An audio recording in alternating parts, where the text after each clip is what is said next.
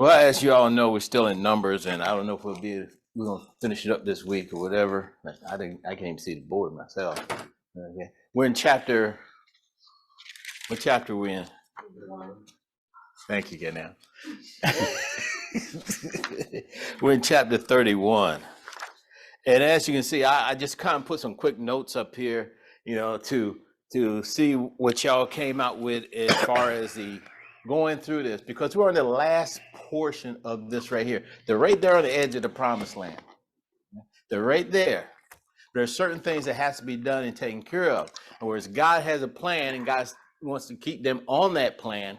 Even if they disobey, God's plan is still going to work. Okay, it's still going to go forth, okay, because he's a sovereign God. And so what we're looking at here in 31, we're looking at, I call it the victory of faith here. Okay. And what is the first thing that y'all noticed when y'all were reading in chapter 31? Anyone? Got the discussion? Midianites were being slaughtered. Midianites were being slaughtered. In other words, one of the words that picked out there was this right here, revenge. In other words, the Lord told them to do what? Take revenge on them. Why? Because they corrupted the Israelites with their gods and religion. They corrupted with the gods and religion. That's a good one there. And it's true. Okay. Huh? It was in PR. At PR? Yes, at PR. And was that back in Numbers 25, was it not? I think it was. Mm-hmm. Yeah. In other words, you see how this keeps continue to play back. In other words, when you look at the first, who has the first verse in chapter 31? Yep. While I get my Bible out.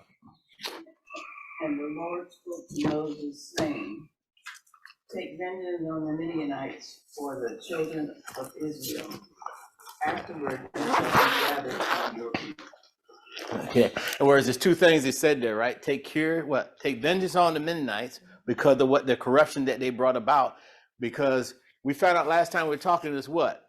The only way that they could get at God's people, because Baal, right, had tried so much to curse them, that the only way that he said, I can't curse them from without, but I can go in and do what? Inside and corrupt them, have them corrupt. And that's what happened. Corruption came. In other words, like my wife said, that they were doing what? They were committing sin and committing adultery, idolatry. They were doing all that right there. And so the Lord, again, giving commandments. Now think about this. How many times has he always spoken to Moses and the Lord command? Just by every chapter in there, he has done this, right? He has done that. You got something on there, Andy? See you lighting up over there? Okay.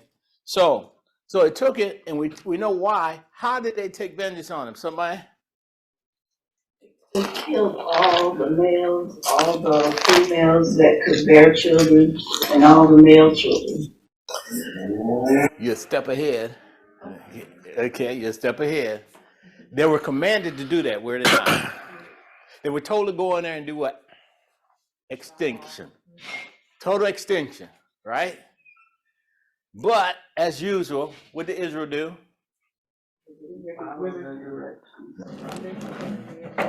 Huh? The women and the children. They disobeyed God is what I'm trying to say. They didn't do exactly what he said, and they brought back those women and children that they were supposed to what? Kill. So what you have here, God is doing vengeance on Midianites. Israel was already wrong to begin with, but he's taking vengeance on them because they're the one that corrupt them. Okay? And he gets them a command and go in there and what? Distinguish all. And then they do the thing they normally do is what? They disobey. They brought back the spoils to include the women, to include the children. And that's when you go back to you, hon, what did we say? What did they do to them? They had to go back and kill all the women of childbearing age and all the male children. Why would God want to have them extinct? Anyone? So that they couldn't reproduce and cleanse them. Thank you. To cleanse them. In other words, to what? What would be what? Commingle. Commingle. Okay. and the voice out of the wilderness. How you doing, Eric? Great. How's Okay. everyone? Great. So, and I'm still trying to get the numbers. Anything else y'all get out of chapter 31 as we're going around, or any of you reading in any of these chapters? Because as you can see here, we talk about why, we talk about how, we talk about understanding this as God has given them a mandate to do. He told them to do it, and they disobeyed as usual, because that's the way Israel is. We also Go ahead. told them to tear down all the statues and their false gods that are up on the hills, because the Midianites would put them up on the hilltop. Mm. The minute, and that's been with. Wipe out any reminder of their religion. Mm-hmm. Okay. So, but also what I found out when I was reading this and going through this is that he set them up, right, to go destroy them and do this. He's getting them ready for battle because they're going to have to go in there and claim this land. And God said, hey, it's yours, but I'm not, you go in and claim it. So this is the first major battle they had here. And this one they had victory on, that they did as far as on the battlefield. Now, what they did is that after that, they brought the spoils back. And they're talking about the spoils as it came back. And what they did was they were supposed to divide the spoils up, take care of the spoils, and do things about it. In other words, when you talk about this, God told them to do certain things, and then at the same time, right, the spoils they brought back and the army that fought, right, had to be what? Cleansed. How?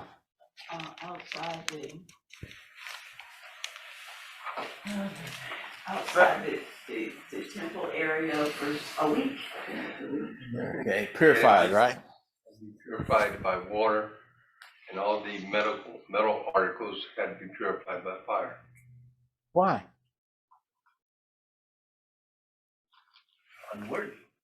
Unworthy.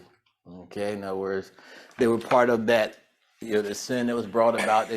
Everything had to be cleansed and taken care of. Even the army itself, the men that went in and fought the battles had to do what? Had to be purified, had purification, had to what? Be cleansed. Because they did what? They touched dead bodies, they killed and all that. Right? On the seventh day they had to do that. 7 days? On the seventh day. On the seventh day? Yeah. Okay, the third and the seventh day. Okay. Now, one thing that that somebody mentioned here is that they killed all the women, did they not? Not all. Oh, Childbearing age. No, those who had not known the man. no, not known the man. Go ahead. Yeah, those who had children, Okay. them and, those who had children. And, Okay. I'm but trying the to. ones who did not have children, they kept them, Right. They were virgins. right. Anybody that was a virgin had not known the man. They what? Kept them alive, right? But that included those males of any age under them, right? Babies or whatever males were all taken out. Yeah. Okay. And what did they do with the women that they kept, the virgins? They merged into their society, didn't they? They gave them, They merged into their society. yeah, but they gave them to who? They gave them to the soldiers as servants. Did y'all see that? They gave them to the soldiers as servants. Okay, and stuff. So, anything else that y'all notice in 31?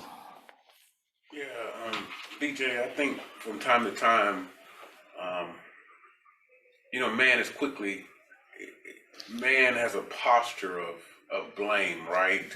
We see that from the beginning, and when it comes to God's commandment that these people be executed,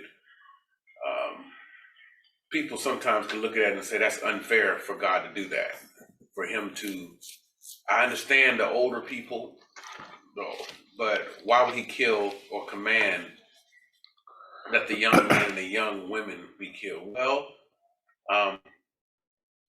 we know when it comes to God, there's nothing above his word. And these people were destroyed because of disobedience and wickedness. They were destroyed because God commanded his people not, as Eric was saying, to commingle. Mhm. And I think one of the concepts that we can extract from this is mankind tends to look at the surface of things, their ages, they're young, they're innocent, but God tends to look at his providence and his word. And there is nothing that God won't do to uphold his, or to display his, not uphold, it doesn't need to be upheld, to display his holiness and to display his righteousness. In fact, the ultimate gift that some people may feel is unfair was for his son to die on the cross, one who was without sin, wasn't even capable of sinning. But even in that sacrifice, we see that God is serious about his word. He's serious about what he tells us to do and commands us to do. But also we see the grace in that he also provides a solution when we don't do what we're supposed to do, as they didn't in chapter 31. Thank you. And that was a good, yes, Dennis. Isn't this a shadow, as you were speaking of there a while back? Because he wants to live in a clean place. Okay. He wants to tabernacle within us. Mhm. So we work through our lives, culling, removing things, trying and transforming. And that's what he was wanting there. He had to have a clean place for pure religion to abide. For Israel itself to what? To obey, to what? To continue to worship him, to obey him, to move forward. With the pagans. No. Remember, you're surrounded by pagans, weren't they not? That wasn't, Mm-hmm. that was special. Good. That was good. All right. That was a good point there. Both of your good points there is that understanding there. And so, but the bottom line is, like Amari said, is that this is God's plan, whether you agree with it or not. Okay. Because when I saw the part in there where it says we want to clear all the little ones, I thought about what Herod did to what? Trying to get rid of Jesus. Okay. You know, but this is God's plan. Okay. And as we can see here, he took the spoils. He had, everybody got their shares of the spoils, but as long as they would listen, but still, Israel has a problem. They don't listen. Okay, they had this problem, disobedience, because once it's ingrained or not in there, but they're surrounded by pagan nations. What sin is there, and the only way he could do that is what say Dennis is to purify it, to get rid of, to get a clean slate to work with. Anyone else? Any other comments on that? There's one other thing at the bottom, at the end of chapter 31, where you talk about the spoils. Yes. God also levied a tax for the Lord, and that was for the Levitical tribe, because as we know, the Levitical tribe, they didn't go to war, they didn't do any of the things that the other tribes were doing. They were there specifically for the priest.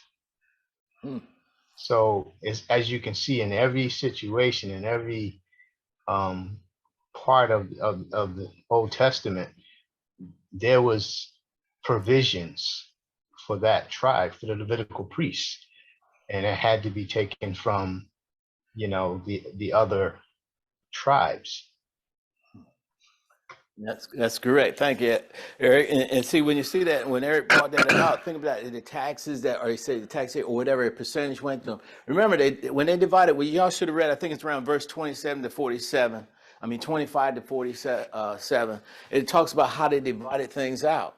And what it said was the people and the animal and the Israelites are spoils of the war were distributed three ways.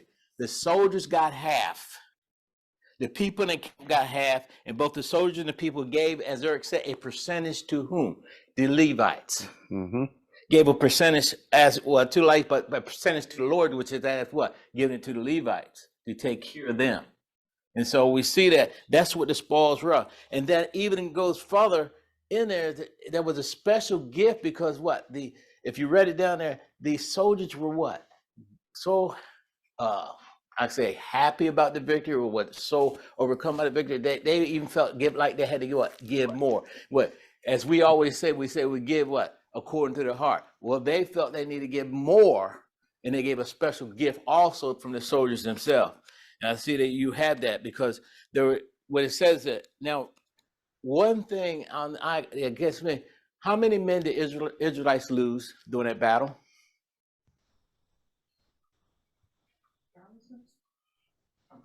How many None. men did the Israelites lose through that battle?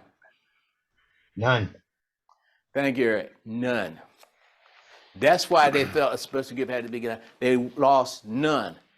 Okay. Out of all that battle, everything was taken care of and everything. They lost neither single man during that battle. That tells you who was in control, who was watching out for them. God was. Okay.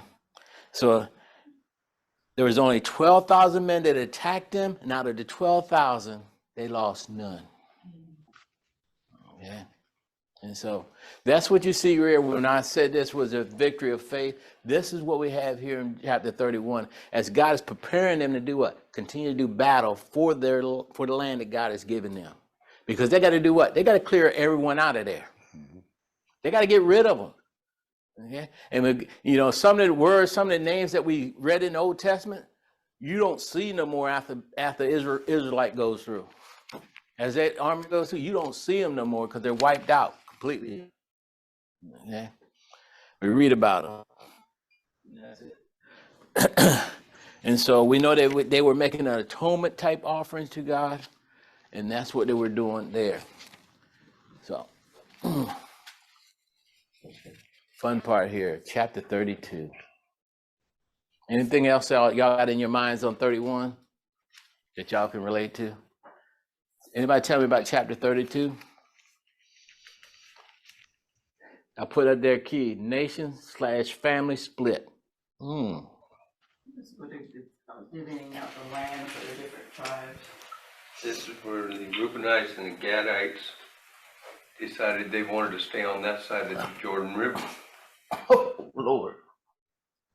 They would, think about that. And that's what they did. They distributed the land here in a couple more verses or chapter, but this what that.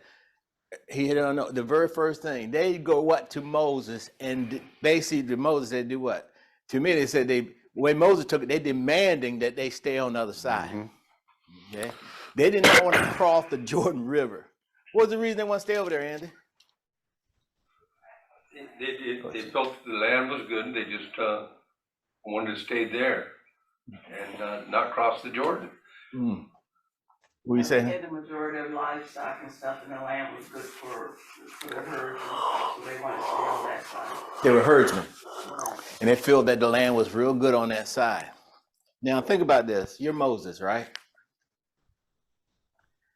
You done traveled all this time, right? God has promised all that, and everybody's keep this whole nation together, right? And here you go. We got 2 tribes. Later on, you can find there's another one in there. 2 tribes that don't want to go across the Jordan. What was Moses' reaction? You're going to sit here while they go to war? Say again. You're going to sit here while they go to war? Mm-hmm. Because they had to go into Canaan fighting. Right. If they went across the Jordan, they were going to do what? To fight. Mm-hmm. Now, I just delivered the Midianites in your hand, right? Okay, God has just did this for you. And we're as a nation supposed to go across the Jordan. And you're going to come to me, and who's leading this bunch? There's Reuben again. Reuben. Okay, his clan. And who was the other one, Andy? Gadites. Okay. And say, what? Huh? Okay. And so Moses has this reaction to him. And like you said, he got a little angry with him. Because that's all he could think about is what happened when. Ouch! They were trying to not do what they were told, to back out and stir the people up. He sent 12 spies in there. They came back, right? 10 were, no, we're not going, and 2 was for. And all I can see is the nation wandered for 38 years because of those 10. And you don't want to go in and help us fight over here? Because that's what he said, right, Al? He said, wait a minute. You gonna sit here while your brother go there and fight? Right. And he was afraid that they were going to do what? Discourage them from going across there and doing what they needed to, the whole nation. He didn't want, he couldn't see that. And so in essence, what you have here, like why I put it as a nation, but I put the family because the tribes split off. They don't want to go. Actually, it's 2.5 tribes that don't want to go, and they can't figure out that half. Why? The masses, half of the masses, Manus did not want to go over there. Okay, but Moses' reaction, and so what did he do? What was the plan? Well, the Gadites and the Reubenites, they did go, promise to cross the Jordan and help clear the land for the rest of the Israelites, and then come back to this land. But before they went, what did they wanted to do? This is something that Moses made them make this promise. They went to leaders. What now? Yeah, but they left their families on that side, but the men went to war, I think it was. Yeah, the men went to war. They went to war only as they said, we will go and help you conquer this land once we do what? Establish our homes and places for our children and our family on this side. And make sure they're taken care of. Then that's the only reason they made that promise to Moses. Now, remember we talked about vows and, and promises and all that, oath. Well, they said, this is what we're going to do. That's the only way they could do that. And they did go over there and they did fight. And they came back. Now, think about this. Here it is. You are at the promised land. All you got to do is cross that water. All you got to do is cross the river. Now, think about that. It's just like us giving a word to people about Christ. All they got to do is what? But they don't want to what? Don't want to step. But if you look at that now, they did believe in this sense. Yes. They was following the lead of how God was leading them. Okay, so they were, it wasn't that they saw God trying to take them over. It wasn't going, because by day they followed the pillar of smoke. Right. And at night they followed the pillar of fire. So it's God is the one had them wandering. The Bible just said they were wandering, but they was wandering because they was following what was leading them. Right. Who was leading them. So. But why? See, and the reason I brought it up said that these 2 tribes didn't want to go there because they felt it was better for them over this side. They looked at what was already taken Yeah, and they did given see to that, them. They yeah. looked at it with their eyes. It's better for me That here. part was on them, yeah. It was better for me here. Okay, we got all this right here. Now later on, it will come later on. It will bite them later. I jumped ahead of you. I went down to verse 13. Go ahead, no problem. Go ahead. Huh? No, go ahead. No, yeah, I know you would. Yeah, no problem. But that's what we have here. Is that right there, the reaction and understanding that once it's like, come on, you done follow God's commandment this far. Let's take it a step further. Yes, Amar. Well, the problem is it's still the same in the Old Testament as it is in James. James says men are drawn away by their own selfish desires, right? So it's the same thing. They were drawn more to what they physically wanted, what their flesh wanted, what their bodies wanted, what their bellies wanted, just like it is now. And so they let their inheritance, their true inheritance, was on the other side of Jordan. Right. In God's commandment, in his word. But, anytime man unsubmitted from God is given a choice between the things that God has clearly said and the things that your flesh are saying to you, unsubmitted from God, mankind will always choose their own selfish desires. We just happen to see it in Numbers, where it is all throughout His Word. In other words, they chose to stay over there. They chose because it was good for them and their herds and stuff like that. But Moses also seeing that, he said, "Hey, you're not gonna, like you said, you're not gonna sit over here while we fight over here. because God was getting it to us all. You're going to partake of this battle. We're not going to lose all our, our men, and you sit here and you just humbly sit here and just do what you need to do over here. But still, they were also back over there. They're still on the eastern side on that Jordan. They still got other pagan nations that's going to be around them over there. And still going to be, in fact, will be, what do you say, I'm looking for a word, could easily fall prey to what they already had fallen prey to, okay, because of their desire in themselves. Okay, but at least they followed, they helped them, they got it taken care of over there because that was the commandment of God. They followed the commandment, but once they're done, they came back over and they did what they needed to do over here. And like I said, it was 2.5 tribes itself, and we already noted that, and that's way down in chapter. I was right down in verse. You were at verse 13, Al. Yeah, I was just looking at 13. Yeah. He had them wander for 40 years. Mm-hmm. And see, and that's one of the things, wandering for 40 years. Well, I think that's what's in Moses' mind also. He's saying, wait a minute. You have followed God, this commandment, this is not what you want to do now. Okay. So verse 13 was like it said, and say, oh, that's a nice word there. So the Lord, in verse 13, so the Lord anger was aroused against Israel, and he made them wander in the wilderness for 40 years until all the generation that had done evil in the sight of the Lord was gone. But still you had that second generation, new generation, is almost prone to repeat at that time. Okay. So anyone else out there? Okay. Now think about this as we look at this here. And as Amara said, is you make choices. You choosing what's best for you, and not what God has asked you, to do and move forward in that. So that's what the split was as you look at this, and as you can see the progression as it moves forward here, in what's going on and how they're supposed to respond or what they're supposed to respond as far as God is concerned here. But see, it's amazing. Have you ever been at the end of the trip, 5-10 miles from where your destination is, and then you just can't make it because you were tired? Okay, but they've been at the end of the trip. They just can't make it. Not can't make it, but they don't want to make it on their own. Okay. Yeah, you look at this. This is a physical war, but yet spiritual. Out. That they're going through, and the question is, you're going to sit here. Why? And you're God's chosen people, and half of y'all are going to sit here while the other half fight the battle that the Lord is actually fighting for us. That's why He's really winning. And like Amara said, we're in a spiritual warfare now, and as Christians, we need to be mindful not to sit here.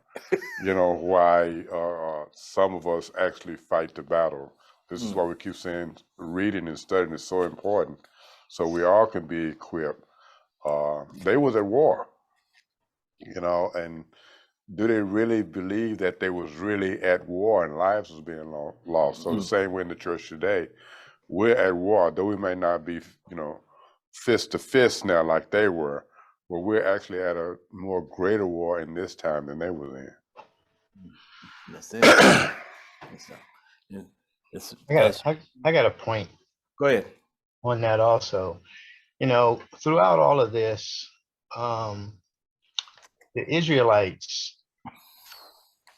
it would seem like they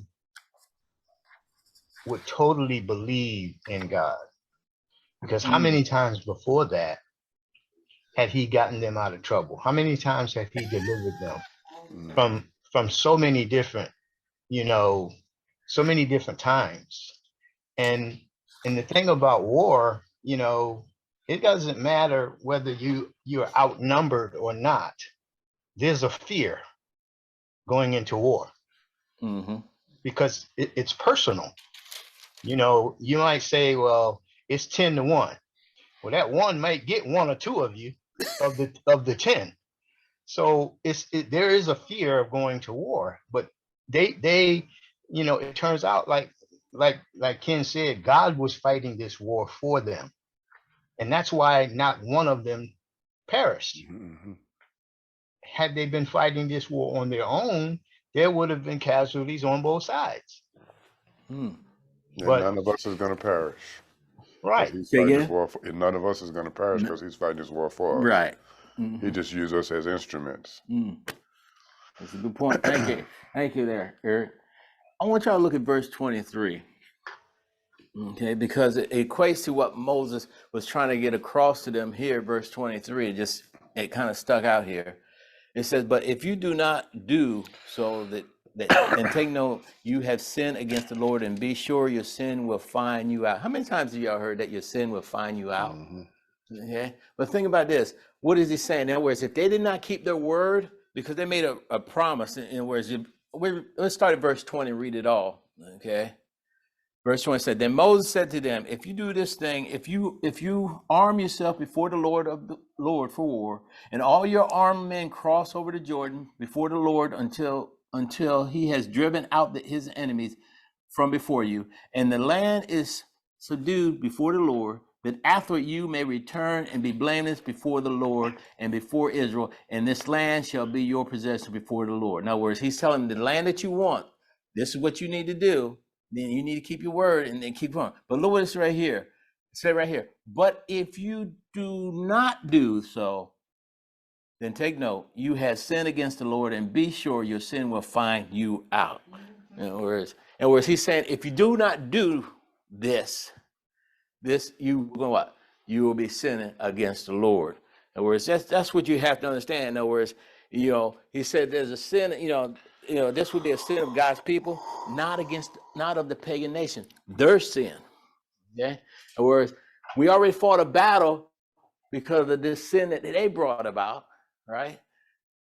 Cause you to sin, but this would be your own sin because you do not do nothing.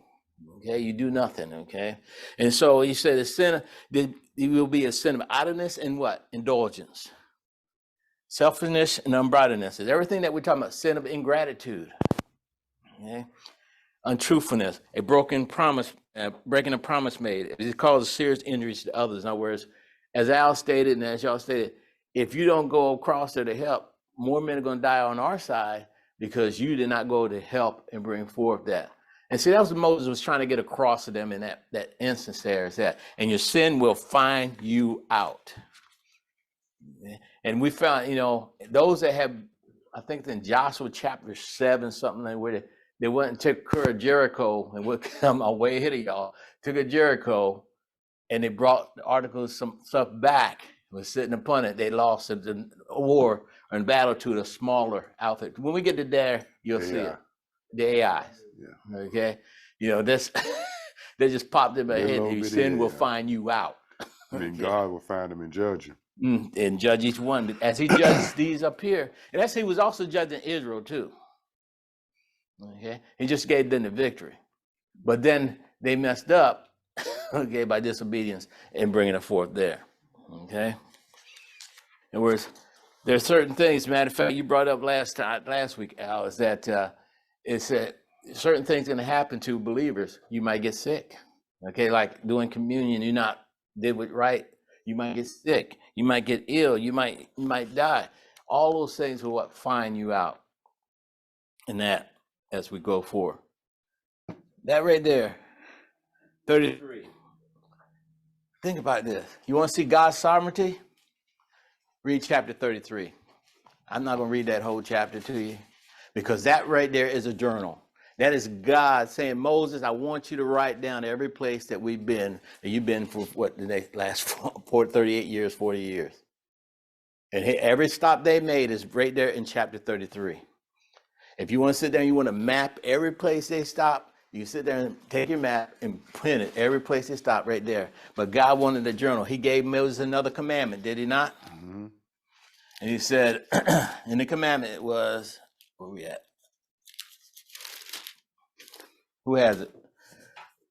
First three verses, 2 verses. Want me to read it? Yeah, go ahead. These are the journeys of the sons of Israel by which they came out of the lands of Egypt by their armies under the leadership of Moses and Aaron.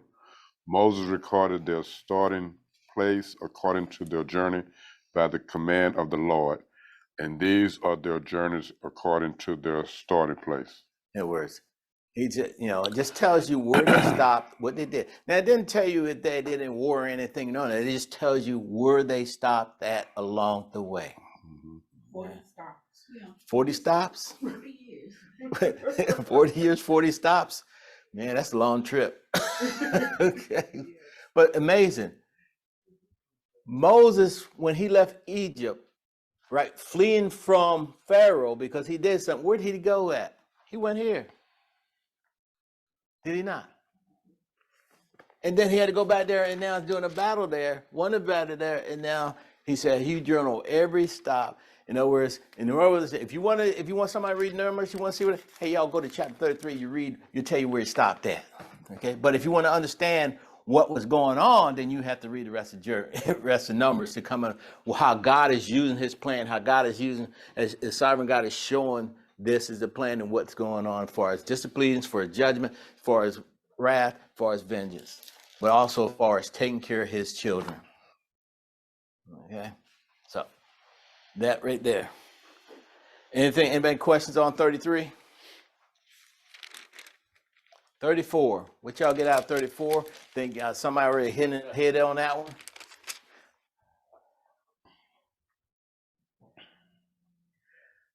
Again, read the first two verses in 34. What does it say? It says, then the Lord spoke to Moses, saying, command the children of Israel and said to them, when you come into the land of Canaan, this is the land that you shall fall to this land, the land that should fall to you as an inheritance, the land of Canaan to its borders. And then it talks about the borders, talks about how much the land, the whole promised land, and then it tells them what? He says how to divide the land.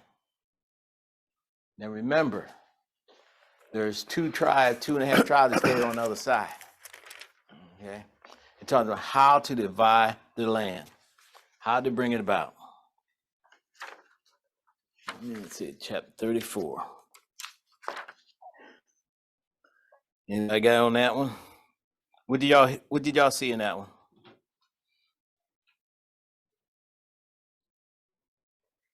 I brought it up. He decides what culture of people are going to stay in what culture. That's a good point there, right? In other words, this tribe right here is going to have this right here, right? Mm-hmm. I don't know if they look the same, but you notice the people in Korea look different from the people in China. And the people in China look different from the people in America. I don't know. And different from the people in Japan, different from people. Where people are going to stay. He divides the nations, so like he divided them in Canaan. Who's going to stay where? And he's done that once before, hadn't he? Mm-hmm. At the Tower of Babel. Y'all remember that? Everybody was speaking the same, were they not? Mm-hmm. Right? And they all came to one thought, right? They all came to this with one mind and one mouth. Okay, that's a different avenue as you look at that. With one mind and one mouth, they decided what? Build a what? Tower. To what? When you confounded their language, people spoke the same languages, went to a different place. They confused them, and they had to go to different places. They had no choice. They didn't understand. They couldn't build. They couldn't do anything because they couldn't speak the same language. Right. Those that spoke the same went this way, and that's what God did. Right? He said, divide the land up according to what? The number of people in the tribe, right? In the family. Yes, Amar. Yeah, I was going to jump out of that, but it says that we know that we're to keep God in the center of everything, right? Yes. And in this passage, I see even in our work, because that's work. I mean, even though God commanded it, He told them what to do. They had to go and do it. In my mind, as I was talking about Him appointing certain things, if we keep certain attributes, I was going over the attributes of God this past Sunday. If we keep certain attributes of God at the forefront of our mind, there's some things, there's some questions that we won't have, or if we do have them, we quickly dismiss them because we understand. We may not know what's false, but studying God's word, we absolutely know what's what. We know what's true. So when Aldous said God has appointed certain portions and things like that, Paul told them in Acts chapter 17 the same thing. Yes. He said, the God who made the world and all the things in it, since he is Lord of heaven and earth, does not dwell in temples made with hands, nor is he served by human hands as though he needed anything. Here's the part, since he himself gives to all people life and breath and all things, and he made from one man every nation of mankind to live on all the face of the earth, having determined their appointed times and the boundaries of their habitation. You mean the boundaries of their habitation, Mark? Did you say that? That's what God said through Paul. Okay. I mean, that's what you read, right, Mark? If you get that, you know, if you get that and it's time for you, I mentioned this before, you're deciding if you should move or leave the state, and you're a believer. We keep him at the center of all of our things. The word tells us that right there it says he's appointed where we're to live and where we're to our boundaries. You're from America because that's where you say you're gonna be from. Right, Al. You know, so if you get certain things, what I'm saying is, I'm gonna let Pastor back to you. If you get certain truths about God, they help us in our everyday practical day-to-day lives. Some people feel like the Bible's so far removed from day to day, but it truly is all of our basic instructions before leaving Earth. It truly is when we study it and understand it. So Acts chapter 17.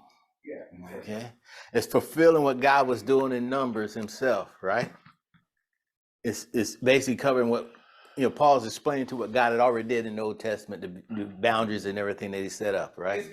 And BJ, I don't cut you. It's kind of what I was saying Sunday. This is not anything new. This was an attribute of God before anything was created. Paul's just explaining it. So that, you seem to be a little religious. Y'all don't seem to be getting it, just like they're not now. So let me give you a little quick theology. That's what he's saying. Okay. So as you see this, again, this is sovereignty of God, right? Okay, throughout the whole plan here, the sovereignty of God. As it was always stated, God doesn't have a plan B. He has a God plan, right? He doesn't have a plan A because you got A, you got to have B. Okay, so he A or B, but it's a God plan. No matter what man tries to do to determine what he's going to do, right? God's plan will be fulfilled. Okay, and that note, I'm going to wrap it up. And he allows us to participate from time to time. And if we don't want to, he has his ways of steering us in the way he wants us to go. Okay, on that note, so they did not want to, right? Because of personal gain, right? But they still ended up over there. But later on in Joshua, you'll find out what happened when they stayed over there. Yeah, he wasn't passive in allowing them. He commanded them to. Right. Okay, so that's what made it disobedience. Because if he'd have been passive, just allowed them, then it'd have been up to them. Right. In other words, the commandment was to go across, Right. conquer So the there's land. a commandment that God gives all his creation. And one is to believe. Even though it's the commandment, man cannot do anything of himself. It's a commandment to believe. And so he commanded them to go, and their sins found them out, when they didn't go. Oh, yeah. But if they wouldn't have went. If they wouldn't have went, yes. So, man, God. And as you said when you Sunday, his attributes are so vast. But who created God? I am always been. Okay, so I leave on that. So we will finish up next week, but understand that we're going to be finish up right here at 34, 35, and 36. Those there be basically understand it, because if you have read the 35, you might need to read 35 again. Okay, because their cities are set up. Again, God mandate they do what? It's God's commandments. God mandate they set up cities. And what kind of cities they set up, why they're supposed to set up, and how they're supposed to set those cities up. In other words, just a little thing out there.